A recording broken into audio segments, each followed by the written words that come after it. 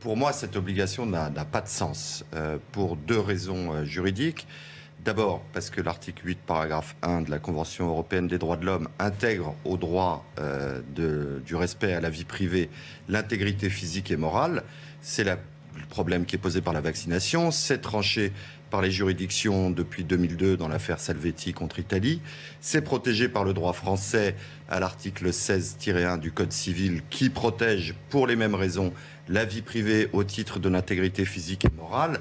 Et enfin, ça n'a pas de sens de dire c'est un libre choix si on veut revenir à la vie normale. Pourquoi on en débat ? Parce que je pense que d'abord l'Académie de médecine est en mal de communication, donc elle se dit qu'elle va à bon compte. Ça se dit. C'est la journée des paf. Mais oui, mais attendez, pourquoi l'Académie de médecine intervient? Et en plus, la motivation m'a beaucoup intéressé. Elle vient dire que l'onde de choc social de la pandémie est puissante.